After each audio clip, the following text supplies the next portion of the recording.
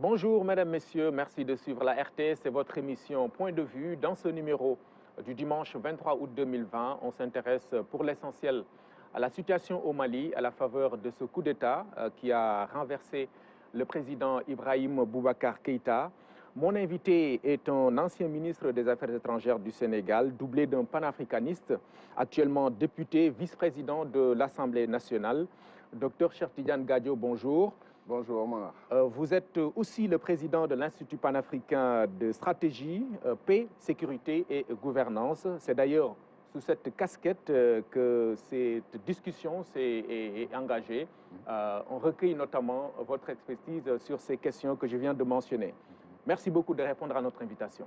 Merci Omar, merci pour cette invitation et c'est toujours un immense plaisir que de vous rencontrer et de venir échanger avec vous.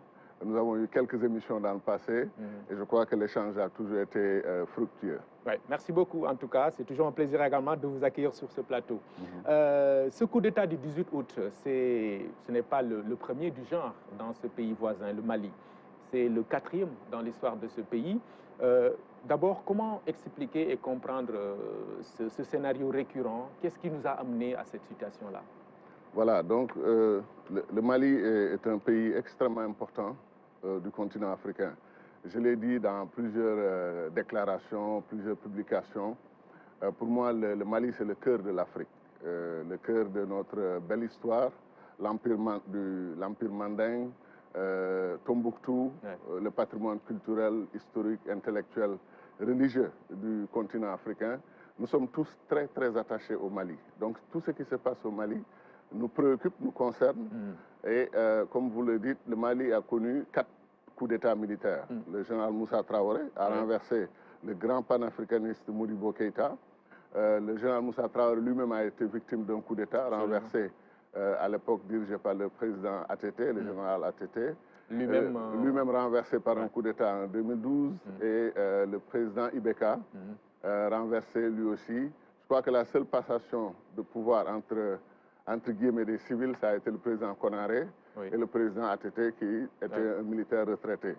Alors cela pose un problème. Est-ce qu'il y a structurellement dans le fonctionnement de l'État malien quelque chose qui aboutit à ce genre de situation? C'est une réflexion à mener. Maintenant, le Mali n'est pas une exception en Afrique. L'Afrique a connu plus de 160, 170 coups d'État ou tentatives de coups d'État avant justement que nos institutions ne prennent les choses en main en interdisant, en bannissant les coups d'État. Nous avons connu des coups d'État, des guerres civiles, nous avons connu toutes sortes de révoltes, comme par exemple ce qui s'est passé en Algérie, ce qui s'est passé en Égypte, ce qui s'est passé dans beaucoup de pays du continent. Donc le Mali n'est pas singulier, si singulier de ce point de vue. On se rappelle au Ghana, il y avait plusieurs coups d'État avant que ce pays ne se stabilise. Le Bénin, il y a eu des coups d'État avant que ce pays ne se stabilise. Donc on ne désespère pas que le Mali puisse sortir de son histoire politique le concept de coup d'État et le changement par ancré définitivement dans la stabilité, quoi. Alors, il faut peut-être situer la responsabilité dans cette crise actuelle. Au-delà de l'armée qui a pris le pouvoir, bien sûr, il y a la classe politique, il y a la société civile, il y a les religieux, un nouveau phénomène, d'ailleurs, le phénomène l'imam Diko. Qui est responsable de quoi, finalement? Alors, voilà des situations où, si on ne prend pas position pour un camp contre un autre, en vérité, on pense qu'il y a une responsabilité collective qui est engagée. La responsabilité de la classe politique prise globalement, et cette responsabilité fait qu'on a eu au Mali une longue crise. Depuis après les élections de 2018, présidentielles, il y a eu de la contestation. Notre frère, illustre frère, pour qui nous prions et à qui nous portons une grande estime, Soumaïla Cissé, à l'époque avait pensé qu'il avait gagné les élections, donc il y a eu de la contestation. Quand j'ai parlé de Soumaïla, nous tous nous avons un pincement au cœur parce qu'il est encore retenu en otage. Retenu quelque part, oui. Quelque part. Hier, on nous a donné de bonnes nouvelles en disant qu'il a donné lui-même de ces nouvelles. C'est une pointe d'espérance pour nous. Mais pour revenir à la crise malienne, ça a commencé donc après ces élections-là. Certains vous diront même que c'est une crise en réalité qui n'a jamais été bien résolue à partir de 2012, avec la révolte du capitaine Sanogo et ses camarades qui avaient renversé le président ATT. Quelqu'un disait dans l'histoire que c'est le président Mao de Chine, il disait que les contradictions mal résolues ressurgissent toujours et font plus de dégâts. Donc, véritablement, la crise malienne est une crise qui s'enfonce dans l'histoire de ce grand pays africain, pays important, comme je l'ai dit. Et après 2012, on a eu maintenant le phénomène des élections législatives qui se sont très, très mal déroulées, avec la Cour constitutionnelle qui a pris des décisions d'inverser des résultats déjà annoncés par la Commission électorale. Et maintenant, la crise s'est installée durablement jusqu'au 5 juin dernier, qui a vu naître le mouvement du 5 juin. Même 5, oui. Et qui a vu émerger effectivement une image tutélaire d'un imam charismatique, d'un imam très différent du point de vue de l'apparition des imams ou des religieux dans la politique. Et personnellement, j'ai essayé de comprendre le phénomène au lieu d'avoir des a priori, parce que je dois faire une parenthèse sur le fait que les intellectuels francophones, comme les intellectuels anglophones, ont presque un mépris naturel pour ceux qui ne parlent pas ou qui n'ont pas fait l'école française comme eux. Et ils ne comprennent pas que ces imams, certains d'entre eux sont d'éminents intellectuels. Vous avez entendu l'imam Diko citer Einstein, en disant que Einstein a dit que la voie qui vous mène à l'impasse ne peut pas être la voie qui vous sort de l'impasse. Vous vous rendez compte, vous croyez que c'est un imam qui n'est attaché que à ses prêches du vendredi, qui peut penser comme ça. Donc, on n'a pas pris ce phénomène très au sérieux. Absolument. On s'est lancé dans des a priori. Et la crise malienne a pris de l'ampleur. Et ce que les gens oublient, c'est que depuis le mois de juin, le Mali n'a pas de gouvernement. La Cour constitutionnelle était dans une profonde crise. Certains avaient démissionné. Ensuite, l'Assemblée nationale était contestée. Toutes les institutions de la gouvernance étaient à l'arrêt et la CEDEAO effectivement s'est impliquée par cette médiation. Ça n'a pas donné les résultats escomptés. La crise s'est approfondie et malheureusement, ça a débouché sur ce qu'on a tous tout fait pour ce qu'on a essayé d'éviter à tout prix, le coup d'État militaire. OK. Maintenant, ça me permet d'aborder le cas du président déchu, Ibrahim Boubacar Keïta. C'est vrai, on ne peut pas exclure sa responsabilité parce que effectivement, il s'est agi d'une crise économique, sociale et politique, voilà, qui a abouti à sa chute carrément. Loin de faire son procès, il faut donc poser la question de sa responsabilité. Je suis tout à fait d'accord parce que c'est irresponsable que de dire qu'un responsable n'était pas responsable de la situation qui a prévalu dans son pays. Il m'est très difficile de parler du président Ibeka parce que c'est un grand frère pour qui j'ai une grande estime, et c'est une estime réciproque partagée. Mais je sais qu'il y a eu des problèmes. Sa gouvernance était en cause. Exactement. Je pense que l'entourage ne lui a pas rendu un grand service. Je pense que le président Ibeka est arrivé au pouvoir avec une volonté d'affronter les grands défis du Mali. Quelque chose s'est passé, une cassure s'est passée, une rupture s'est passée, au point que, fondamentalement, le président a eu, à mon avis, des difficultés pour être le commander-in-chief, le chef suprême d'une nation en guerre, d'une nation attaquée par des djihadistes et occupée dans certaines parties de son territoire, d'une nation qui était attaquée par le séparatisme, avec possibilité de voler en éclats en plusieurs États, d'une nation agressée par les narcotrafiquants, qui occupaient une grande partie du Mali et qui gangrénaient l'économie malienne. Donc, quand vous avez il était face à une situation difficile, en vérité. Une situation extrêmement difficile qu'il n'a pas créée, mais qu'il s'était engagé en tant que candidat à redresser le Mali, à résoudre, n'est-ce pas? Donc, cela se fait en collaboration avec la classe politique, majorité comme opposition, société civile. Cela se fait avec beaucoup de courage et d'engagement. Et malheureusement, les Maliens ont... Alors, un autre phénomène qui s'est ajouté, c'est que la communauté internationale, comme la communauté nationale au Mali, tous ont reconnu que la corruption avait gangréné le système politique et économique et financier du pays, au point que certains ont prétendu, je ne sais pas si c'est vérifié, que 40% des deniers publics étaient recyclés en biens privés. Et que les narcotrafiquants faisaient des ravages au sein de l'armée. Vous avez vu le rapport des Nations Unies qui dénonçait récemment l'implication d'officiers supérieurs, de généraux dans le trafic de drogue et la protection des trafiquants de drogue. Donc voilà une situation quand même où il y a des ingrédients assez explosifs qui pouvaient mener à la situation que l'on sait. L'autre élément qu'on peut peut-être reprocher au président Ibeka, en tant qu'il est mon grand frère, et je le répète, c'est qu'il a vu venir. Quand même, cette crise a duré du 5 juin jusqu'au dénouement le 18 août. À mon avis, du point de vue du leadership, il devrait peut-être être proactif et prendre les choses en main. Les chefs d'État du Sénégal, du Nigeria, du Niger, du Ghana se sont rendus chez lui et de la Côte d'Ivoire et lui ont fait des propositions. L'idée, à un moment, c'est que tout tenait à un fil. Accepter de changer le Premier ministre en acceptant cette concession à l'opposition aux forces vives d'avoir un Premier ministre consensuel et mettre en place un gouvernement d'union nationale, régler la question de l'Assemblée nationale, régler la question de la Cour constitutionnelle et aller ensemble pour redresser le Mali. Même la revendication de son départ du pouvoir, comme vous l'avez noté, quelqu'un comme l'imam Diko avait complètement renoncé à ça, en disant que ça pouvait être une forme de changement anticonstitutionnel, ça pouvait créer un vide constitutionnel. Mieux vaut laisser le président terminer son mandat, mais en attendant, qu'il fasse confiance aux forces vives du pays et leur permettre effectivement, avec un Premier ministre consensuel choisi de commun accord, mais nommé par le président Ibeka, parce que c'était le président de la République. Donc il était possible, à mon avis, des voies de sortie de crise avaient été ouvertes. Elles n'ont pas été explorées. Il y a eu une tentative, comme une volonté, de pourrissement de la situation. Alors, pourrissement, ça aboutit à deux choses. L'opposition se décourage et laisse tomber, et vous avez gagné. Pourrissement, ça aboutit à peut-être un coup d'État militaire. Vous-même, vous jouez et vous perdez. Et malheureusement, je pense que c'est ce qui est arrivé. Voilà. Alors, la CEDEAO et sa posture dans cette crise, beaucoup de commentaires, hein, comme on le voit. Une mission de médiation est allée sur place, vous l'avez rappelé tout à l'heure. Ça n'a pas empêché le coup de force. Finalement, que retenir de la démarche de l'organisation communautaire? Est-ce un constat d'échec, comme le disent certains? Alors, moi, je vais un peu plus loin. J'espère que ce n'est pas trop dur comme analyse. Mais je pense que la CEDEAO est entrée dans une crise profonde. Et quand on est en crise, il est difficile d'aller aider, régler la crise des autres. La CEDEAO est structurellement en crise.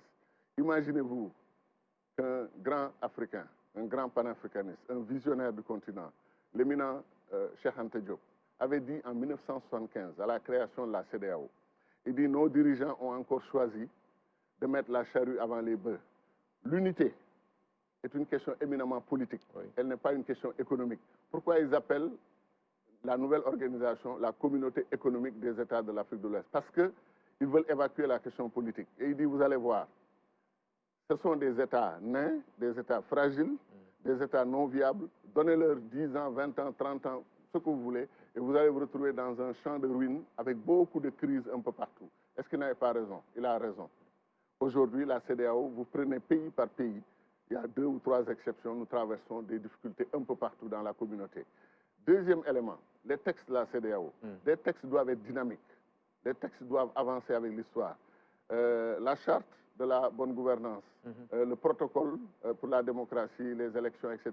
Tout ça mis ensemble. Vous lisez ces textes-là, vous vous rendez compte qu'il y a des choses qui ne sont pas réalistes. Par exemple, le régime des sanctions.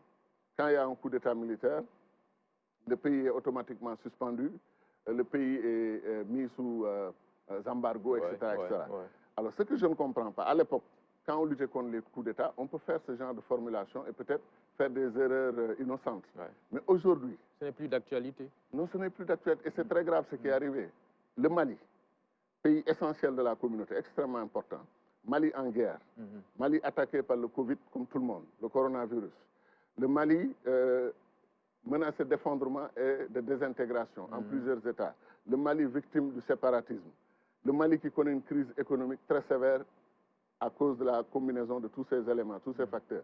Vous décidez de prendre ce pays-là, de le mettre sous embargo, de fermer les frontières, en réalité de punir le Mali parce que des officiers ont pris le pouvoir. Ce phénomène doit être analysé et véritablement les réformes sont urgentes. Pour reprendre des termes qui sont d'usage actuellement, ce n'est plus la CEDEAO des peuples. Mais exactement, c'est-à-dire peut-être que dès le départ c'était communauté des États, communauté économique des États de l'Afrique de l'Ouest. Peut-être que c'était là aussi l'erreur dès le départ, économique et des États. Des États. On n'a jamais véritablement, vous avez raison, réussi à créer une CEDEAO des peuples, libre circulation des biens et des personnes. On n'a jamais eu ça. nos transporteurs peuvent vous dire que ce n'est pas une libre circulation des biens et des personnes. Ils souffrent sur les routes de la communauté. Donc il y a cela, mais un blocus économique, financier, commercial, contre un pays membre, parce qu'il y a eu un coup d'État militaire. Il y a 10, 15 ans, peut-être que c'était compréhensible. Et encore. Mais aujourd'hui, moi j'ai trouvé effectivement la position du Sénégal, peut-être qu'on en reparlera, extrêmement courageuse sur cette question. C'est totalement insensé que de punir un pays, en fait d'étrangler un pays parce qu'on veut l'aider, d'étrangler un pays parce qu'on veut le soutenir. On veut étrangler le Mali, le mettre à genoux, mettre son économie à genoux, faire souffrir son peuple. Avec l'histoire de la crise sanitaire, les produits pharmaceutiques, médicaux et tout, la nourriture, le Mali est encadré par 7 pays. Dans mes sorties parfois, je dis le Mali, 7 pays empêchent au Mali de voir le soleil, c'est-à-dire l'accès à la mer, l'accès à la communauté internationale. Alors on demande à tous ces pays, sauf peut-être l'Algérie et la Mauritanie qui ne font pas partie forcément de la CEDEAO, de bloquer le Mali, d'arrêter tous les flux financiers, économiques. C'est inacceptable. C'est d'ailleurs le sens et la portée de ces amendements demandés et obtenus par le président Macky Sall, effectivement, concernant les produits pétroliers, les produits pharmaceutiques et les denrées de première nécessité. Je fais le pari, si vous permettez, je fais le pari que si le président Macky Sall, en tant que chef d'État, patron de la diplomatie de son pays, pouvait parler le langage que je parle, peut-être qu'il aurait dit la même chose. Mais moi, je suis dans une posture différente. Je peux parler comme je parle, mais je pense que le président a voulu montrer, effectivement, quelque part, qu'il y a véritablement une absurdité à punir un pays frère comme ça, et en disant qu'on veut l'aider en le sanctionnant, en le punissant, en l'isolant. Et je pense que ce qu'il a obtenu, c'est déjà bien, mais il faut élargir la brèche. Et je pense que la position du Sénégal a été courageuse, elle a été respectable à tout point de vue.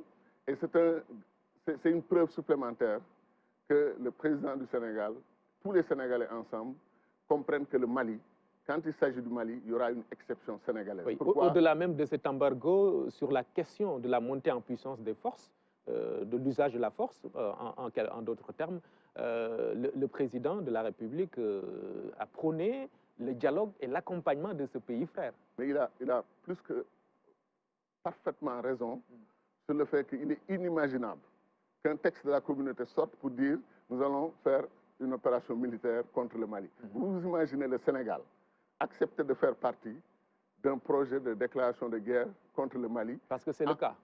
Oui, parce que c'est insensé. Les Sénégalais n'iront au Mali que pour protéger, aider et soutenir un pays frère. Nous étions Maliens, nous. À la faveur de la fédération. Il y a l'exception sénégalaise quand il s'agit du Mali. Nous avons tous le Mali dans le cœur. Nous avons été Maliens. Moi, j'ai été Malien parce que j'étais né avant la fédération. Pendant la fédération, j'étais là. Donc, c'est pour dire qu'il faut qu'on nous comprenne. Les positions du président Macky Sall ne sont pas contre tel pays ou tel autre, parce que certains ont voulu montrer qu'il y avait une césure, une cassure entre le Sénégal et la Côte d'Ivoire. Le Sénégal tient à la Côte d'Ivoire. Le Sénégal tient à la Guinée. Le Sénégal tient aux pays qui ont des positions différentes. C'est tous des pays frères que nous aimons profondément. Mais comme je dis, quand il s'agit du Mali, il faut que tout le monde comprenne la tendresse particulière que les Sénégalais ont pour le Mali.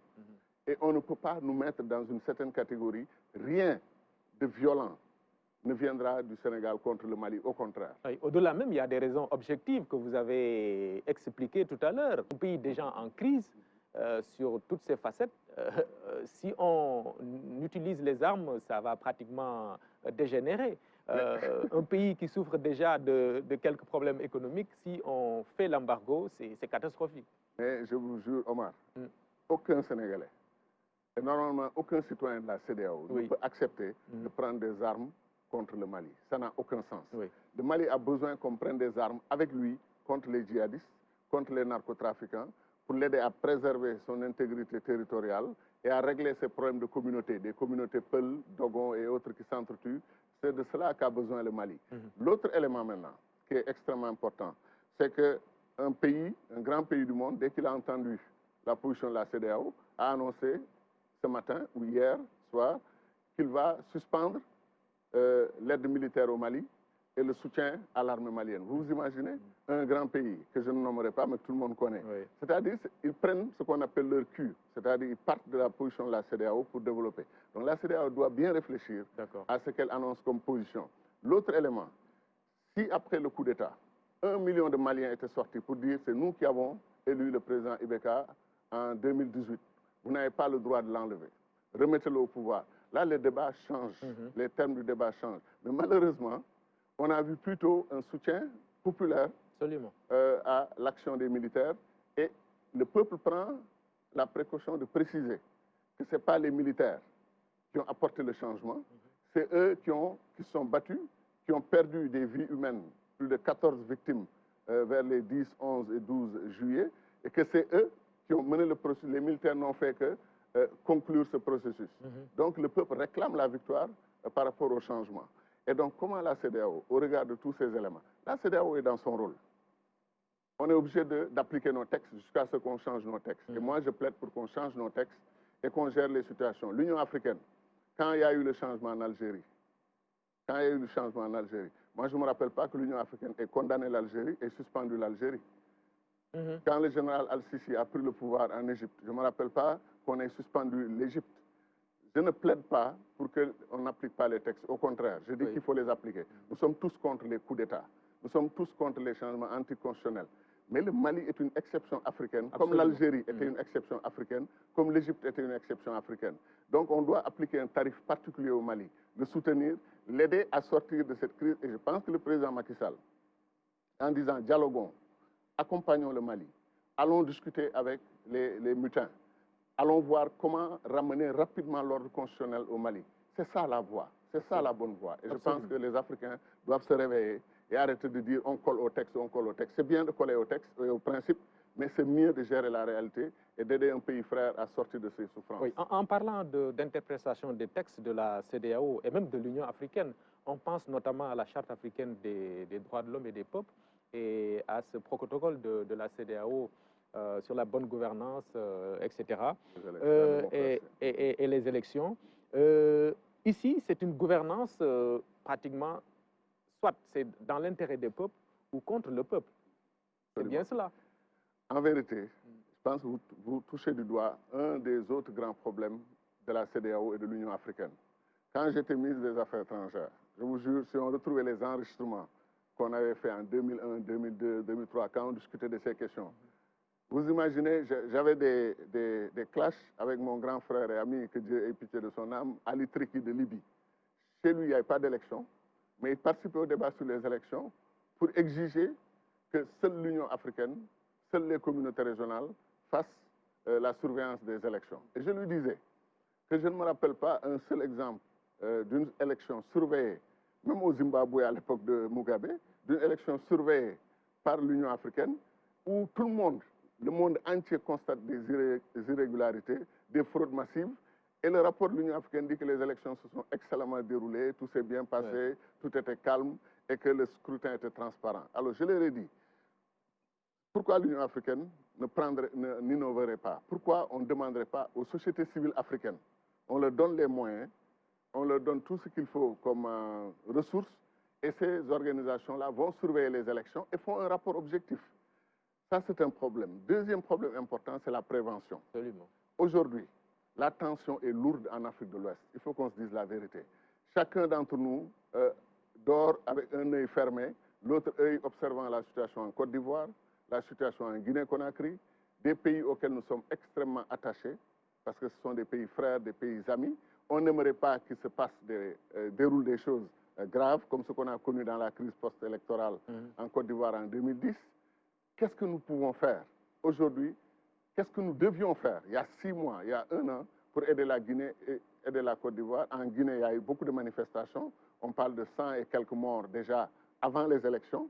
Donc, pourquoi la CEDEAO ou l'Union africaine attendent que le malheur se produise pour ensuite venir apporter leurs suggestions, leurs tentatives de médiation?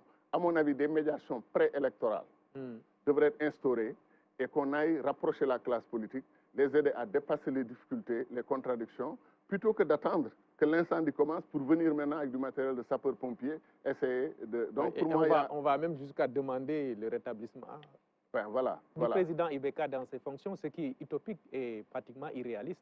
Disons que, comme j'ai dit, s'il y avait un soutien populaire massif, disant, venant des Maliens eux-mêmes, que nous voulons rétablir le président Ibeka dans ses fonctions, la CEDEAO serait fondée à accompagner ce mouvement. Mais que la CEDEAO de l'extérieur décide qu'elle va venir rétablir le président Ibeka dans ses fonctions, ça va être extrêmement difficile. Et je fais un pari, connaissant mon grand frère Ibeka, c'est un humaniste, c'est un homme qui a un grand cœur.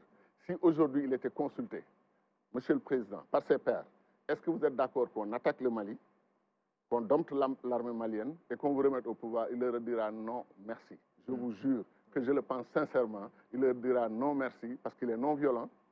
Il l'a montré d'ailleurs avec sa déclaration à la télévision. Et puis un homme qui n'a pas peur d'assumer ses émotions. On l'a vu pleurer plusieurs fois quand il était touché par des événements. On l'a vu venir au Sénégal, parce qu'Ibeka est aussi un Sénégalais, pour ainsi dire. Venir aux obsèques de Ousmane Tanordien, venir aux obsèques de son ami Babacar Ndiaye, de la BAD. Tout le monde sait qu'il était très affecté par la mort de Babacar Touré, qui était son ami, un illustre Sénégalais d'ailleurs, soit dit en passant. Tout cela mis ensemble. Les obsèques d'Aliou Sow aussi. Mais absolument, de Aliou Sow. Donc Ibeka, c'est vraiment un compatriote à nous, pour ainsi dire, pour simplifier. Et je suis sûr que si on lui dit, Monsieur le Président, on peut vous rétablir au pouvoir, mais voilà le coût. Voilà le prix à payer. Il dira, je vous remercie, je n'en veux pas. J'en suis convaincu. Donc maintenant, il faut accompagner le peuple malien. Moi, je pense que la vraie bataille, telle qu'indiquée par d'ailleurs nos chefs d'État lors du sommet de la CEDEAO, c'est comment obtenir un traitement décent, respectueux de la sécurité, de l'intégrité physique et du bien-être du président Ibeka aujourd'hui. Et ensuite, même on peut profiter de sa sagesse, lui poser des questions sur comment il voit l'accompagnement de la transition. Maintenant, les Maliens, qu'on ne leur dise pas de faire des élections dans 1 mois, dans 2 mois, ils ont besoin de refonder l'État malien.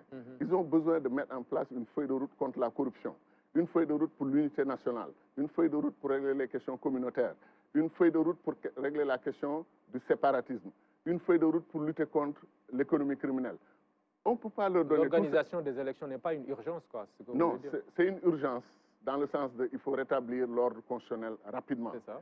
Mais se hâter lentement, ça existe aussi. C'est-à-dire, on essaye de le faire le plus rapidement possible. Mais comme j'ai dit, entre organiser des élections, mettre en place, élire un nouveau chef d'État et le contester dans 3 mois, entrer encore dans une crise et faire encore un 5e coup d'État, entre cela et prendre le temps d'un dialogue national inclusif, dialogue dans lequel Soumaïla Cissé doit participer, parce qu'il faut que Soumaïla soit libéré, qu'il rejoigne sa place. Ça aussi, c'est un autre problème. Voilà, qu'il rejoigne sa place dans le leadership malien, qu'ils engagent un débat de fond. Et j'espère aussi que la classe politique malienne est prête à l'autocritique, à l'auto-inspection, réfléchir, l'introspection plutôt, l'introspection sur pour qu'est-ce qui nous arrive, pourquoi un phénomène comme ça récurrent nous arrive. Et on engage la discussion et le peuple malien prend la parole. Et au terme de cette réflexion maintenant, on organise des élections. Maintenant, renforcer les institutions maliennes, leur donner assez de pouvoir pour que le prochain président puisse diriger le pays avec tout pouvoir démocratique, fonctionne aussi sur des consensus forts. Une majorité d'idées est plus intéressante qu'une majorité électorale. Vous avez gagné les élections, mais quelques mois après, plus personne n'est avec vous, vous êtes seul, vous avez la légalité, parce que vous avez gagné, mais vous n'avez pas la légitimité, parce que le peuple n'est plus avec vous. Absolument. Donc ça, à mon avis, il faut le régler au Mali. D'accord. Tout à l'heure, en parlant de la dimension prévention, côté CEDEAO, vous avez mis l'accent sur la question électorale, qui est un problème également dans notre sous-région. Voilà. Comment régler le problème en intégrant toutes les forces? Parce qu'on sait que dans nos pays, il n'y a pas que les chefs d'État, qui sont d'ailleurs des leaders politiques aussi, mais il y a l'opposition, il y a la société civile. C'est une question assez complexe. Tellement complexe que je me permets de lancer un appel à toute la classe politique africaine, régionale, sénégalaise et autres. J'ai vu un journal sénégalais que j'estime beaucoup, qui était très critique à l'endroit du président Macky Sall, mais quand les événements du Mali sont déroulés, ils ont dit « Ah, gars, attention, je crois qu'on doit réfléchir sur, y compris la façon de gérer nos divergences à l'intérieur de notre pays. » Absolument. Il ne faut pas que chacun tire sur la corde sans regarder derrière lui, parce qu'à force de tirer, la corde peut casser et vous vous retrouvez par terre vous-même et le pays se retrouve par terre.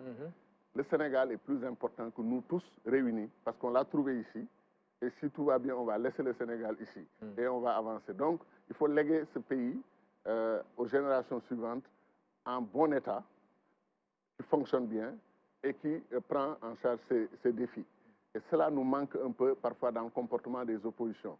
Moi, j'ai toujours dit, quand des opposants disent au pouvoir en place, attendez que votre terme soit échu, on va vous enlever et on va vous amener directement en prison. Ça, de vous inviter, c'est ce qu'on appelle les pousses au crime. Oui. Vous invitez quelqu'un, en fait, à ne plus jamais quitter le pouvoir parce que vous le menacez.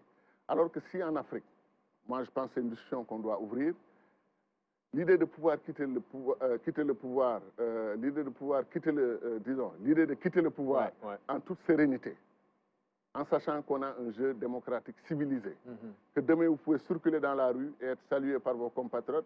Certains vous féliciteront, d'autres n'étaient pas très contents de votre régime, mais vous avez un statut et vous êtes respecté.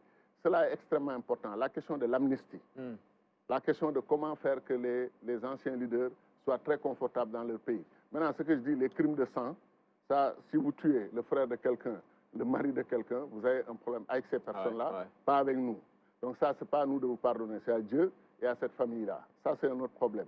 Maintenant, les crimes économiques, ça aussi c'est grave et il faut qu'on puisse récupérer le patrimoine que vous avez pris à l'État du Sénégal, au pays. Tout ça peut se faire, l'État du Sénégal. L'État en général, parce qu'on parle de la CEDEAO. On parle de la CEDEAO, c'est ça, de tout État d'ailleurs.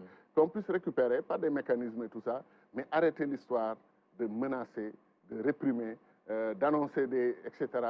Ce n'est pas une bonne chose. Donc, vous avez raison. Moi, j'ai eu la chance de participer à une mission d'observation électorale au Bénin, qui a élu le président Patrice Talon. Je l'ai fait au nom de la francophonie. Ça m'a donné peut-être plus de liberté. Mais quand je suis arrivé là-bas, j'ai constaté que la région d'origine du président Patrice Talon, il y avait plus de 180 000 jeunes qui arrivaient à l'âge électoral et qui ne pouvaient pas voter parce qu'on ne leur a pas distribué leur carte électorale. Mais je suis allé voir la CEDEAO, l'Union africaine, j'ai dit allons voir le président de la commission électorale pour lui dire que ça, c'est inacceptable. Il faut que tout le monde ait sa carte d'électeur. On est allé, ce n'était plus possible, le temps était dépassé et tout. J'ai fait la proposition suivante. Toute personne qui se présente au bureau de vote, dont le nom figure sur les listes électorales, qui a une carte d'électeur, qui a une carte d'identité, qui prouve que cette personne-là est bien celle qu'elle prétend être, et son nom figure sur les listes électorales. On n'a pas pu lui distribuer sa carte d'électeur, c'est le seul problème. Si elle prouve son identité et son nom est sur le fichier, laissez la personne voter. On l'a décidé en 48 heures, ça a été accepté, et on a eu des élections sans violence, sans tuerie. C'est ça qu'il nous faut, à mon avis, pas cet exemple uniquement, mais c'est ça qu'il nous faut comme démarche pour gérer nos problèmes, anticiper.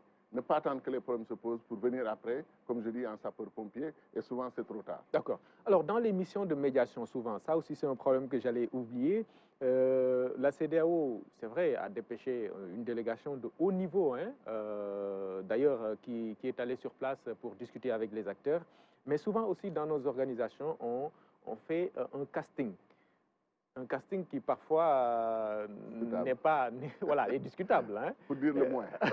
Voilà. Est-ce qu'aussi on ne doit pas réfléchir dans ce sens-là, mettre les hommes qu'il faut à la place qu'il faut pour pouvoir bien s'imprégner des problèmes et avoir peut-être la chance de les régler avec les acteurs? Vous avez un exemple parlant, c'est le cas du président Jonathan Goodluck, un homme de bonne volonté qui a dirigé le plus grand pays de l'Afrique, le Nigeria. Donc, il mérite notre respect et notre considération. Mais on lui confie le dossier du Mali. Le dossier du Mali qui a des aspects constitutionnels évidents. Et les constitutions maliennes, sénégalaises, ivoiriennes et autres, du fait de l'histoire, étaient calquées un peu sur le modèle de la Ve République française. Comment le président Jonathan Goodluck peut démêler des enjeux constitutionnels liés à une constitution inspirée par la France? Ce n'est pas possible. Et ensuite, il est anglophone. Ce n'est pas une raison pour l'exclure. Oui, mais je pense que, vu son expérience, on lui met un autre chef d'État francophone, deux anciens chefs d'État, un francophone, un anglophone. Ils vont ensemble, ils apportent leur sagesse, leur conseil, etc. Mais comment un médiateur peut systématiquement parler anglais, se faire traduire en français? Et vous savez ce qu'il y a dans les traductions. Il y a des pertes et parfois il y a des contresens. Et donc, on n'est jamais fidèle. Voilà, on ne l'a pas mis à l'aise lui-même pour pouvoir faire ce travail-là. Il est difficile de voir un président francophone qui ne parle pas un mot d'anglais aller faire une médiation au Nigeria, aller faire une médiation au Libéria, en Sierra Leone. Ce n'est pas possible. Donc, je pense que là aussi, comme vous dites, le problème du casting se pose. Et là, encore une fois, quand les chefs d'État de la CEDEAO sont rendus au Mali, il y avait le président du Ghana, par exemple, mais un excellent francophile et francophone. Il était à l'aise, il s'est exprimé en français plusieurs fois, comme Nana Akufo-Addo. Je ne veux pas dire que quand c'est francophone, on envoie francophone. Quand c'est anglophone, on envoie anglophone. Non, c'est pas vrai. Et avoir une démarche peut-être unitaire. Unitaire, et justement, qui prouve notre diversité, les lusophones, les anglophones, les arabophones, les francophones, jusqu'au jour où on aura la langue commune africaine voulue par les panafricanistes, le Swahili, et on parlera tous Swahili, on ira dans nos réunions, on n'aura plus de problème de médiateur au plan linguistique. Mais je pense que vous vous posez un problème de fond. Il faut absolument qu'on aborde, qu'on voit ces questions-là. OK. Le Mali maintenant, sous l'aspect sécuritaire, c'est vrai que c'est un territoire immense. Aujourd'hui, pratiquement, au-delà de la capitale Bamako, c'est tout un problème pour maîtriser cela.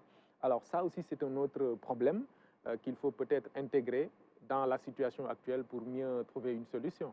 Omar, vous avez parfaitement raison sur le fait que, encore une fois, ça rend la position de la CEDEAO plus difficile à comprendre.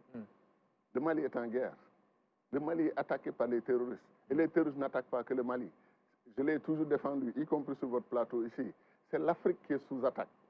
Terroriste massive, organisée et coordonnée. Je l'ai défendu ici que tout le continent africain intéresse les terroristes. Ils sont en Afrique du Nord. On déjoue des attentats au Maroc. En Algérie, vous savez, il y a une guerre contre le terrorisme. En Tunisie, en Libye, on n'en parle pas. En Égypte, on n'en parle pas. Et vous descendez. Tout le Sahel est aujourd'hui sous attaque. Et je disais qu'ils vont jusqu'en Afrique australe. Vous avez vu ce qui s'est passé récemment au Mozambique. Ils ont occupé une partie d'une région du Mozambique où il y a un port extrêmement stratégique pour l'évacuation du gaz et des ressources naturelles du Mozambique. Ils occupent cette partie du territoire mozambicain. La SADC appelle un sommet des chefs d'État de la SADC. À ma grande surprise, le sommet ne décide pas l'envoi de forces militaires pour soutenir le Mozambique, libérer cette enclave contrôlée par les terroristes, mais le sommet encourage le Mozambique, le félicite et l'encourage à continuer son combat. Voilà pourquoi je pense que les communautés régionales sont en crise. Pas seulement la CEDEAO, la SADC, l'UMA, l'Union du Maghreb arabe, paralysée depuis longtemps. Voilà que... Mais finalement, c'est la gouvernance de l'Union africaine qui est aujourd'hui en cause. Alors, je pense que la gouvernance de l'Union africaine se répercute sur la gouvernance des communautés, CEDEAO, SADC, etc. Mais aussi la gouvernance des communautés, en retour, impacte négativement la gouvernance de l'Union africaine. L'Union africaine, moi, j'étais triste, et je l'ai dit, de son absence de la Libye. On ne peut pas dire qu'on nous a exclus de la Libye, mais on est chez nous, en Afrique. La Libye est un territoire africain. Vous avez vu, c'est les Russes et les Turcs qui aujourd'hui occupent la Libye, font la pluie et le beau temps. On nous a annoncé d'ailleurs qu'il y a une sorte d'accord tacite qui s'est mis en place pour qu'il y ait des élections générales en Libye. C'est comme si donc un processus de paix allait se mettre en place. On ne peut qu'applaudir. Mais ça vient d'où? Ça vient de qui? Et d'ailleurs, j'ai entendu hier aussi des parents maliens dire qu'ils invitent la Russie au Mali à venir apporter armement, soutien militaire, etc. pour lutter contre... Parce que la Russie semble plus engagée que les Français et autres. Je pense qu'il faut faire très attention. Nous cherchons, encore une fois, comme on dit d'ailleurs, et c'est de la rhétorique pure, nous cherchons des solutions africaines aux problèmes africains. Arrêtons d'appeler des forces extérieures pour venir régler nos problèmes. On a 60 ans d'indépendance. On est en train de célébrer en 2020 60 ans d'indépendance. Tous les problèmes du développement sont sur la table. Tous les problèmes du développement. Maintenant, la question sécuritaire, comme vous dites, prend une ampleur telle que la question de l'armée africaine, telle que posée par Nkrumah en 1963, se repose. Et d'ailleurs, nos chefs d'État avaient décidé en février d'appeler un sommet sur l'armée africaine en Égypte. Coronavirus a dit non, a bloqué tout cela. Il y avait un sommet sur le terrorisme qui était prévu en Afrique du Sud chez Cyril Ramaphosa. Coronavirus a dit non, on est encore bloqué. Mais c'est pour dire que tant que l'Afrique ne prendra pas au sérieux ce qu'on a discuté ici, Cheikh Anta Diop, la sécurité précède le développement. J'ai ajouté modestement, et à son tour sert le développement. Tant qu'on n'a pas réglé ce genre de problème, je pense qu'on n'aura pas fait les progrès nécessaires. Mais c'est l'Union africaine dans sa globalité qui doit apporter des solutions. Or, j'ai posé une question tout à l'heure sur sa gouvernance. Aujourd'hui, est-ce que, telle qu'elle fonctionne, cette organisation, est à même de Moi, je suis même plus pour la réforme de l'Union africaine, je suis pour qu'on change d'union, clairement.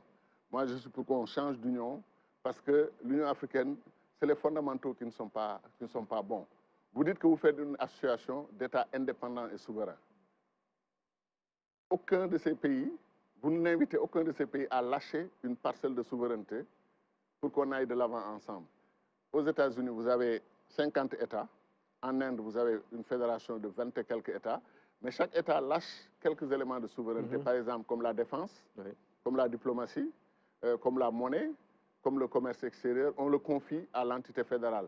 Le reste, chacun le gère chez lui comme il veut. Donc, les gens ne comprennent toujours pas que pour aller à l'Union, on peut avoir une Union africaine où vous avez 54 entités et chacune vous dit « je suis indépendant et souverain, donc je fais ce que je veux ». Donc, on n'a pas d'Union africaine. Le nom est trompeur par rapport à la réalité de ce que nous faisons. Ce qui fait que les Libyens peuvent dire à l'Union africaine de ne pas venir chez eux. Et inviter les Turcs, inviter les Russes. Ça n'a aucun sens. Il faut qu'on change d'union complètement, qu'on change le concept, qu'on change les principes. Moi, c'est mon point de vue. La CEDEAO pense qu'elle est tellement arrivée à un niveau de saturation des problèmes que la CEDEAO doit faire le bond qualitatif de devenir une fédération des États de l'Afrique de l'Ouest. Chaque pays garde son indépendance, sa souveraineté. Ce n'est pas ça l'enjeu. Mais on mutualise les parties de souveraineté que nous voulons mutualiser. Si on avait une armée africaine, une armée de la CEDEAO, au lieu d'aller aujourd'hui attaquer le Mali pour changer un problème, on entre au Mali pour aider le Mali, accompagner l'armée malienne pour régler le problème du terrorisme et le problème du séparatisme et tout ce qu'on veut. C'était ça la mission. Mais le terrorisme est au Niger, il est au Mali, il est au Burkina Faso, il est au Nigeria. Il rampe vers d'autres pays que je ne veux pas citer. On ne peut pas attendre que les terroristes occupent toute l'Afrique de l'Ouest pour dire qu'on va faire une union politique. Ce sera presque trop tard. C'est maintenant. C'est ici et maintenant les États-Unis d'Afrique de l'Ouest, en attendant d'avoir les États-Unis d'Afrique, tout simplement du continent africain. Bien. Alors, docteur Cheikh Tidiane Gadio, on ne va pas terminer cette émission sans parler de Covid. Hein. Vous avez tout à l'heure fait la remarque, Corona a tout arrêté pratiquement. Aujourd'hui, alors qu'on réfléchit sur la relance de nos économies, une question assez importante est posée, c'est celle de la dette africaine. Vous avez entendu la position du président Macky Sall sur ce sujet-là. Comment est-ce que vous voyez un peu cette question-là relative à la dette? Moi, vous savez, j'ai pris position clairement. Je me suis exprimé dans les médias sénégalais. J'ai soutenu la position du président, non pas par amitié ou par fraternité et tout, mais parce que je pense que cela allait presque de soi que les Africains devaient poser la question de la dette. Aujourd'hui, avec des croissances presque négatives dans certains pays, des pays qui attendaient une croissance de 6%, 7% vont se retrouver à 1% ou même moins. Comment imaginer une seule seconde qu'on travaille très dur, qu'on récolte du surplus, de la plus-value économique, qu'on ait un peu plus de ressources, au lieu d'aller attaquer les infrastructures sanitaires, remettre les écoles en marche, remettre l'agriculture, remettre l'économie informelle et autres en marche, qu'on prenne cet argent pour aller payer des dettes. Les dettes ont été contractées dans des moments où il n'y avait pas de coronavirus, il n'y avait pas cette situation, où il y avait des taux de croissance très importants. Donc aujourd'hui, ce qui me fait le plus mal, encore une fois, c'est ceux qui ont le plus attaqué la demande d'annulation de la dette, ce ne sont pas des non-africains, ce sont des Africains qui sont levés pour dire qu'ils ne sont pas du tout d'accord, nous devons payer nos dettes. D'accord, il faut honorer sa parole, il faut payer ses dettes. Mais les circonstances exceptionnelles dans lesquelles nous sommes commandent qu'effectivement nos chefs d'État réclament l'annulation de la dette. En plus maintenant du fait que moi j'ai toujours posé la question de l'esclavage à la colonisation, à la situation actuelle, qui doit quoi à qui? Est-ce que c'est nous, Africains, qui avons été spoliés, nos ressources pillées, nos pays appauvris, notre développement arrêté? Est-ce que c'est à nous de payer des dettes? D'être dans une position de demandeur. Mais oui, de demandeur, alors que des gens nous doivent énormément et disent qu'on ne discute plus du passé. Haïti, quand ils ont eu leur indépendance en 1804, on les a obligés à payer, repayer à la France tous les investissements, les dettes de guerre et tout ça. Et c'est faramineux des sommes qu'ils ont payées. Regardez la conséquence. Haïti est le pays quasiment le plus pauvre du monde ou parmi les plus pauvres du monde. L'Afrique doit parler d'une seule voix, encore une fois, sur cette question. Nous ne sommes pas en mesure de repayer cette dette. C'est une dette qui a beaucoup d'aspects injustes, avec des taux absolument inacceptables. Il est temps de poser cela sur la table et d'en discuter. Maintenant, on nous accorde un rééchelonnement, un moratoire. C'est différer le problème, ce n'est pas le régler. Voilà. Et Sankara, je crois, avait raison de se battre pour l'annulation de la dette de l'Afrique. Aujourd'hui, Macky Sall a raison de mener le même combat. D'accord. Et en tout cas, l'Afrique de l'Ouest, pour revenir à la situation au Mali et en terminer, aujourd'hui doit travailler au retour de la stabilité dans ce pays. C'est le maître mot, carrément. C'est le maître mot, c'est le souhait le plus ardent que nous avons, en n'oubliant jamais que tous nos pays sont importants. Comme disait l'autre, en Afrique, il y a de grands pays, mais il n'y a pas de petits pays. Sur cette base maintenant, ça ne nous empêche pas de dire qu'il y a un pays qui peut symboliquement représenter l'essence de notre histoire et de notre culture, c'est le Mali.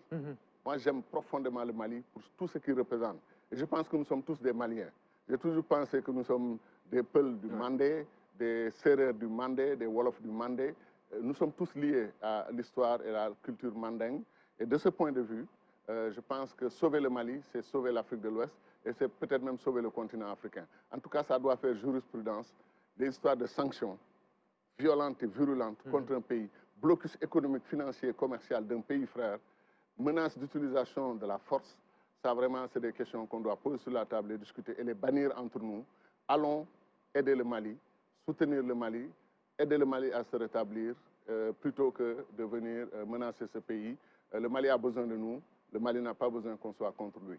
Merci beaucoup, M. Cheikh Tidiane Gadio, Dr Cheikh Tidiane Gadio, ancien ministre des Affaires étrangères, vice-président de l'Assemblée nationale et président de l'Institut panafricain de stratégie. C'est d'ailleurs cette dernière casquette qu'il a portée tout au long de cet entretien sur les questions de paix, de gouvernance et de sécurité, notamment en Afrique.